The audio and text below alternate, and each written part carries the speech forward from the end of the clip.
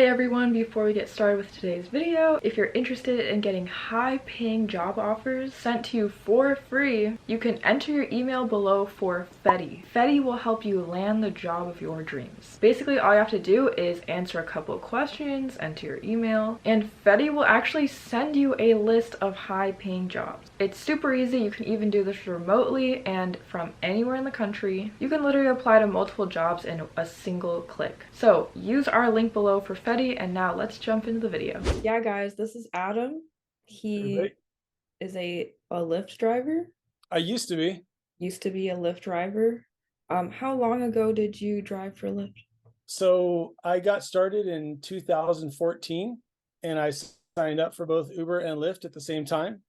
And the money was really good back then in Los Angeles. I think we were making almost $2 a mile and like Oh, wow. 20 cents a minute.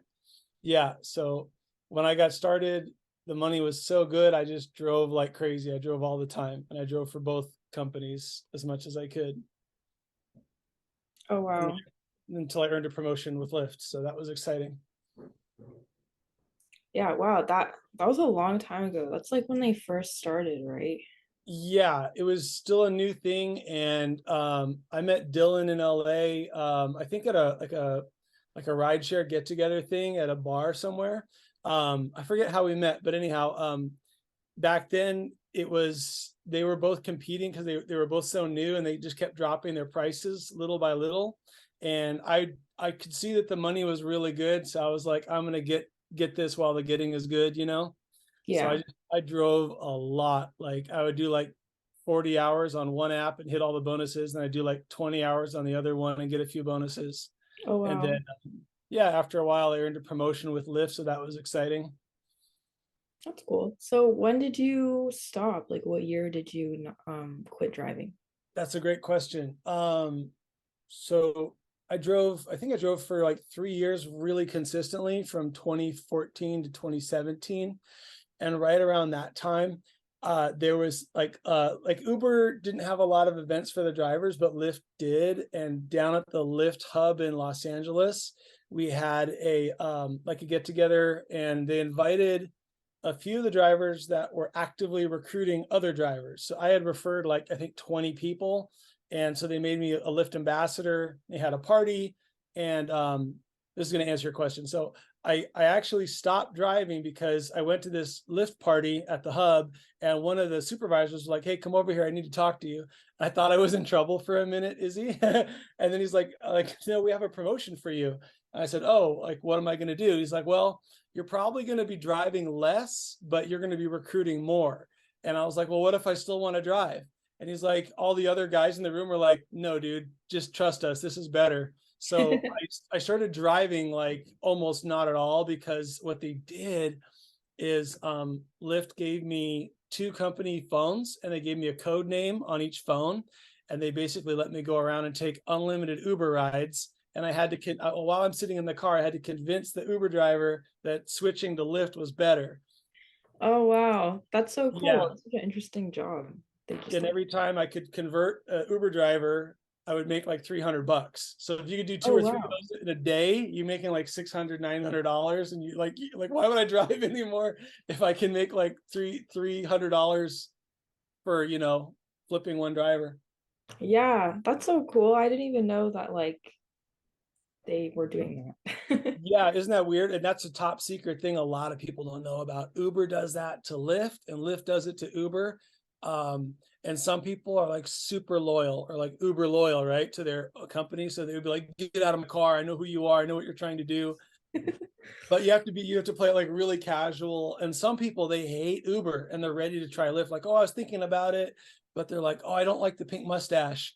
And I'm like, "I love the pink mustache. They pay me more money than Uber does. Like, Yeah. what's wrong with pink? They pay me lots of money." So, anyways, I did that for a while, and so I kind of stopped driving around 2017 because the recruiting was more fun. So are you still doing that now, or do you have a different job now? No, it's a good question. I around 2000, about around that same time, I got a call from my mom and dad. So I was living in LA, and I was trying to be an actor slash musician and rideshare driver. And then my mom and dad called, and they said, "Hey, do you remember a long time ago because we have this family property out by Lake Powell in Utah. So it's right on the Arizona-Utah border. They said, hey, do you remember we have this apartment building? And I said, yeah, I do remember that. And they said, well, we're about to lose this property for back taxes because we're overdue on 2 years of taxes and we're tight on money. And they said, do you want to go out there and do something? By the way, there's this new thing called Airbnb. Maybe you can make money with Airbnb. And I was thinking about this. I'm like, well, I did pretty good with the rideshare trend. Maybe I should do like this vacation rental trend.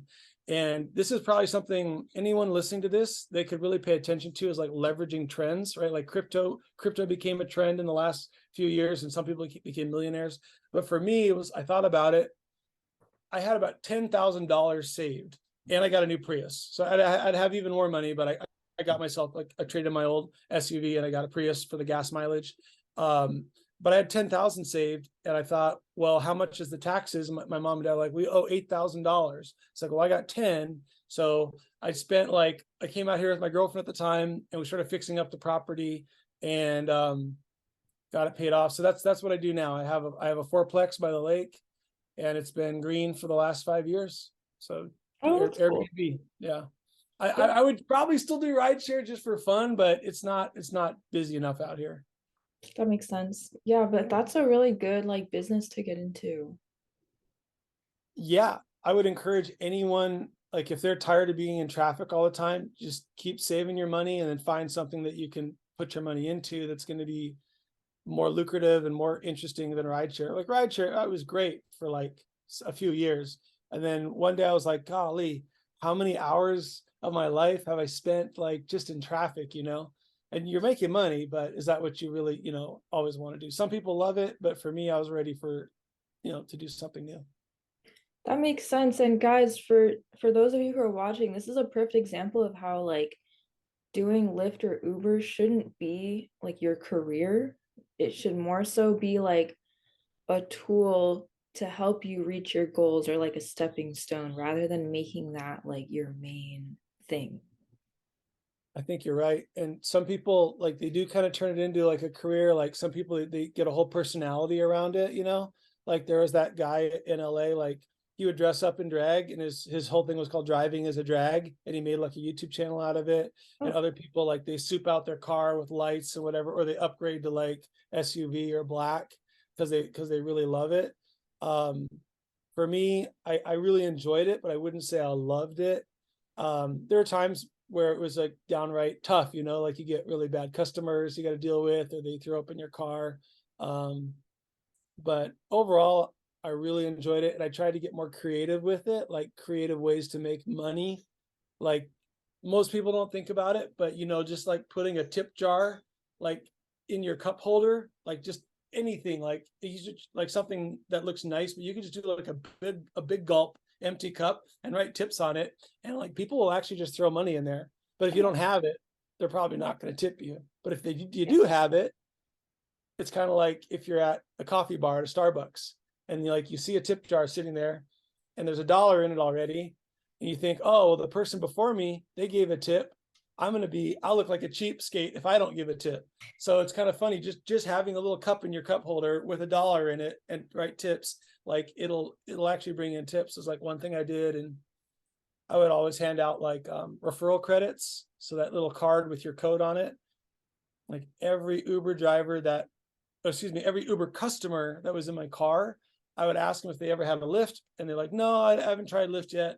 I said, well, would $10 change their mind? And I, give them a code. So then, like, if they use my code, I don't know if they're still doing this, but they would use my code, and then I would get like a $10 cash bonus on my Lyft paycheck. So I'm making money on the Uber fare, but then I'm recruiting a Lyft passenger. So then just by handing out the code, I would make some money there. Oh yeah, so you like hacked the system a little bit. As much, excuse me, as much as I could. Yeah. Actually, I still have, I'm looking at them on my bookshelf. I still have like a stack of old codes sitting there just in case I ever get back into it. That's funny. Yeah. So more into like your earnings. I want to ask you, I know it was a really long time ago. Wow, that was like 9 years ago. But do you happen to remember like how much you were earning in your first week or like first 2 weeks of driving? Yeah, actually, I remember my first fare. My very first fare, I made like $14 and I only drove for like 10 minutes. Like from the time I got the call to picked her up and dropped her off. I still remember the first customer. Like she was upset with where I pulled over because I was like in downtown LA. And I'm like, well, I can't stop right here. I could get a ticket. So I went forward like 20 more feet. And she's like, no, I'm that's the front of the store. And I'm like, well, I really can't stop right here. I still remember that. But I thought the money was so good when I saw that first fare. Like I'd never made like $14 in 10 minutes before. Like maybe I'd make $14 an hour at some of my jobs, but I just thought, man, I'm never, at first I thought I'll never stop doing it. And so, golly, what would I make in a week? I think I had a few, at least like a thousand, 1,500 a week. Maybe sometimes, golly, what was it averaging? Do a quick calculation here. It got a lot better when I got into the recruiting. I'll tell you that. When I was recruiting, I was making like $3,000 a week sometimes. Oh, So I wow. got myself a second new Prius, and I traded in the old one. And I was smarter that time around. I'll tell you that story. Like when I first started driving, I was using a stick shift SUV. So I was getting tennis elbow from driving so much, right? Oh, And yeah. I mean, the money was pretty good. I guess I was making, I think between like 1,200 and 1,500 a week is what I was making. Doing, For how many hours? I think 40 to 50. Okay. We were averaging $30 an hour before like the prices dropped like crazy, because Lyft would take it down 5 cents, then Uber would undercut Lyft by 5 cents. Remember, and it just went all the way down to like $1 and then 95. And then people started having like the emblem burning parties. Do you remember Oh, that? Do you remember that? no. People had like a burn barrel and they're like, screw Uber, screw Lyft. They're protesting both of them. But I Oh, mean, people are still going to drive. Like for some people, $1 a mile is still pretty good money. So, but around that time when it dropped all the way to $1, that's when I'd earned my promotion. So I'd been making, I think, 1,200 to 1,500, but then I was even pushing 1,700. One week I pushed 2,000 and I posted it on my Facebook feed, and other drivers were like, that's Photoshop. There's no way you broke 2,000. And I'm like, sure I did. And then I was like, wait a minute. I need to teach my secrets as like a program, right? So then I started charging $100 for like an hour consultation, and I give people oh, like a printout of all my secrets. Like a couple of them I mentioned right here, but oh, that's cool. yeah. Yeah. So, what do you think? What do you think was like the most you made in a single day? In a single day was probably like, I think it was a New Year's Eve. I know I had like a $200 fare. It was like a 4X on New Year's Eve. Oh, wow. I think I did $500 on a New Year's Eve after tips and everything. And I drove like, I think I drove the max I could. Like I remember getting home at like 7 in the morning and the sun was coming up. And I looked at I did like 400 on Uber and like 100 on Lyft or something like that. Oh, So wow. probably about $500.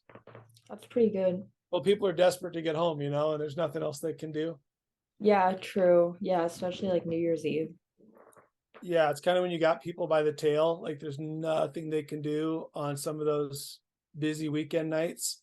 And the other time where you can actually, like, you're not trying to like screw your custom over, but they don't have a choice and you don't have a choice. Like the app is going to put on like a 2X or a 1.5 is early in the morning. And a lot of people, they want to sleep in because they drove all night. But then the morning crowd, they can actually make a lot of money, because the morning crowd, people need to get to work on time. Like they don't want to be late for work. They're not going to lose their job just because it's a 1.7 or a 2.1 or whatever, or even a 3 point. If you're lucky, like you get like a really good bonus. So people are going to pay that money because they don't want to be late for work. So like kind of like the early bird's going to get the worm. And if you wake up at like 5:30 or even 5, you get that morning crowd, especially like where I lived in LA traffic, like are you based in LA? Yeah. Or so it's like I lived in Koreatown, and like the Oh, buses, like people are just missing buses because they're full already, and there just wasn't enough public transit. And so I tried waking up for the morning crowd, and I'm like, holy crap, I made like $100 in 3 hours just doing the morning, and then I could take like an afternoon break and then get back in the evening if I want. So that worked out pretty good doing that. Yeah. Yeah, would you ever get like early morning airport rides? Yeah, once in a while. Yeah, those would be exciting. How are they doing the airport rides now? Is it like a flat fee, or is it still by the mile?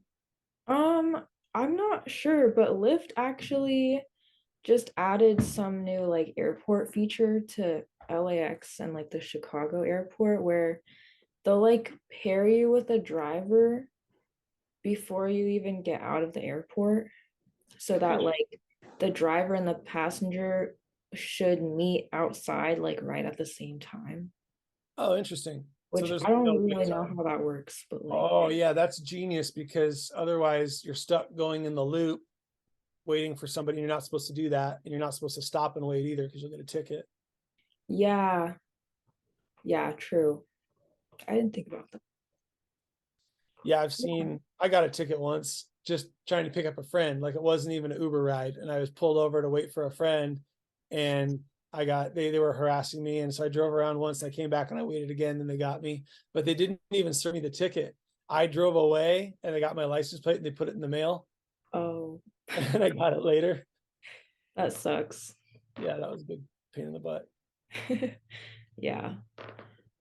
So I wanted to kind of switch the topics over to I don't know if you know anything about like getting deactivated from Uber or Lyft. Yeah, did Dylan tell you something? I Did you get deactivated? did get deactivated from Uber and Lyft. Yeah. Oh, you got deactivated from both of them. I got in trouble with Lyft. Yeah, before I earned my promotion with Lyft back when I was a driver. Was that your question? Should I go into that? Yeah, yeah. So you got to be very careful with your conversations you have with your customers. So I think like three girls in the back of my car for a Lyft, and one of them was flirting with me, but she wasn't the one that requested the ride. And so the conversation got like kind of sensual, and basically that offended her friend, and her friend was the one that did request the ride. So I woke up the next morning and my Lyft account was closed and shut off. And so I got a hold of them and they got on the phone. They're like, "Hey, so what happened?" And I'm like, "I don't know. You tell me." Like they said, "Well, there was something in a conversation with your guest, with one of your passengers." I'm like, "Well, that's weird," because actually there was two weird conversations that night. I was giving a ride to like a pole dancer to a nightclub, and so she was chatting with me, and she was with her friend, and she was totally open about it. Yeah, like I take off my clothes for money, blah blah blah. Like I'm like, "Oh, okay." So I was like, well, it couldn't have been that one because she was the one volunteering the conversation, but it's probably this other one. I talked with her friend. I just fessed up and I'm like, yeah, I'm sorry. I probably should have changed the conversation. And Lyft was like, okay, well, since you admitted it, we'll just put you back in and don't do it again. So that was Oh, really nice. Yeah. But like I didn't grab it. I didn't grab anything, or I wasn't using like any profanity. It was just, I think her friend just didn't like the fact that we were flirting. And then with Uber, I participated in one of the class actions against Uber. And then they oh, just, once they found out I got a $1,200 check, they just kicked me off Uber. But by that time, I didn't care. By that time, I was a recruiter for Lyft, and I was way happier with the money I was making with Lyft. And excuse me, I've never really liked Uber that much. You know, they're always kind of greedy and they don't treat their drivers that great. I mean, it's a job, but they could treat their drivers a lot better. yeah. Yeah, it's funny, like, so Lyft called you or like you called Lyft and they reactivated you. Yeah, well, I logged in and I could see that. Oh, I tried to log in. I could see it was only like in passenger mode, and so I'm like, "Oops, I must have done something wrong." So I put in like a trouble, like a support request, like please call me, and they called me and we talked it out, and I got reinstated. Is it like it wasn't whatever the customer reported? Like I guess it was like borderline, but it wasn't like so bad. Like, hey, he tried to grab my chest or something, or he tried to like pull into a dark alley. It wasn't anything like that. It was just probably like the conversation made her uncomfortable, is what it was. So, but that was my bad, and I fess up to it, and it's like you learn not to do that again. So Yeah, yeah, because some people like actually do lie or they'll make false claims and then that's how the driver gets deactivated. But that's kind of crazy because like nowadays, if you get deactivated from Lyft or Uber, like you probably won't get reactivated. There's no coming back. Yeah. There's no one to call either anymore. Oh yeah. Customer service is getting so bad with so many different app-based platforms. Really. It is sad. Like sometimes you're just hoping an AI bot will help you out. But I would say I would encourage all drivers to invest in one of those dash cams. Actually, I won a dash cam on Dylan's channel actually a while back. I still have it, and that was like the I think it's called 8-Man brand. But you definitely want to get a dash cam that's on a swivel. And what I would do if I was a driver and I wanted to play it safe and really cover my own asset, I would have the camera pointing out the front, so the camera's looking at the road. And if a customer is ever like, oh, I'm not comfortable, just say, well, it's really for our protection. If there's an accident or a crazy pedestrian, like this will capture the footage, so it really protects you. Don't worry about it. I'm not going to use, your audio or anything. This is just purely for protection. And we're in a busy, crowded town, like we're Chicago, New York. So you just explain to the customer, if they're not happy with it, they could just step out. I mean, if a customer wasn't okay with a dash cam, I would be more nervous about the customer in that case. But if you're recording the audio and the customer starts acting up or like they're being weird or they got a weapon, you can just flip that camera on a swivel. And now you got them like, hey, dude, what are you doing? Why are you being shady? You're on camera, just so you know. And then because you've seen some of the horror stories, like on YouTube. Yeah, true. And like That can protect you. Sorry, go ahead. Oh, sorry. There's some good dash cams that'll record like the outside and the inside. Yeah, and if they're making up BS, like if they're lying because they're trying to get a free ride, then you might at least have the audio of that interaction, Yeah, true. If not also the video. Yeah. Yeah. So, well, in all the time you spent driving, like, did anyone try to do that, or did anyone ever try to scam you? Did you ever get scammed? I'm really lucky. Yeah, I had one really bad, two actually. Oh, both these are really interesting stories. Yeah, the first one, I actually made a YouTube video about it because the customer, they ended up having to pay for the ride anyhow. But I was on Sunset Drive or Sunset Strip, and all the nightclubs were getting out at like 2 a.m. Yeah. And the name, I still remember the name on my screen was Audra.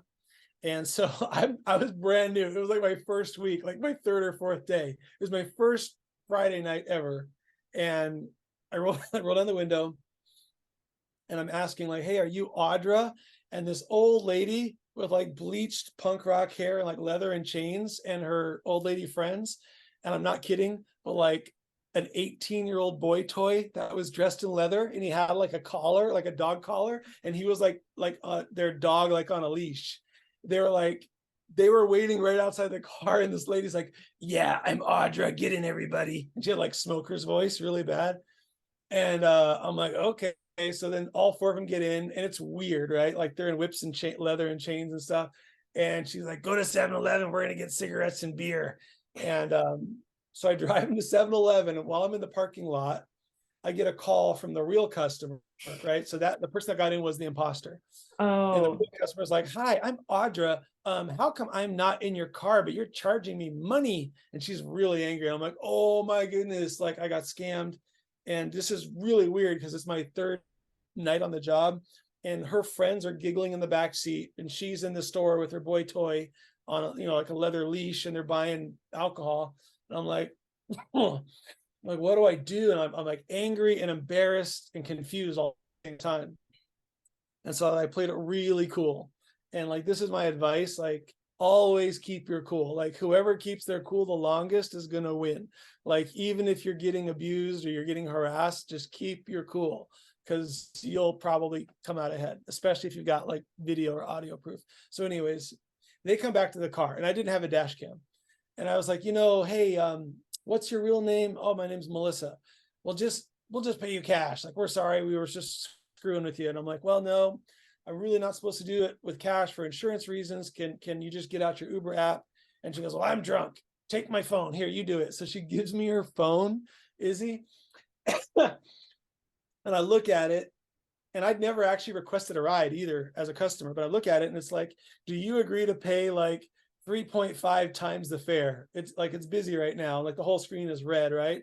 I'm like, yes, I agree. Here's your phone back. I'll take you home now, nice and slow, like, and so I call it like instant karma, right? Like karma, because that ended up being a 20-minute ride and a $60 fare, or like over $60. And I gave her 1 star after I dropped her off. Oh, wow. That's So funny. that was a good one. And if I can tell you one more, this was a weird one. I'd never seen anything like this, but it was like a passenger switch, like a switcheroo. So it's like I was on one side of the street, and one other driver I didn't know was on the other side of the street. We're both waiting for a fare, but these 2 guys that were like friends with each other, and they're both taking their girls home. They each requested a ride, and they each went to the wrong car. So like, let's just say we're like Nick and Sam. So like Nick gets into Sam's car, and then Sam gets into Nick's car. And I remember this guy like saying, all right, see you later, Nick. And he called his friend by his real name, but he gets into my car, and the name on my screen is a customer named Nick. So I'm like, why is that guy saying goodbye to Nick? And he's also getting like, are they both named Nick or what?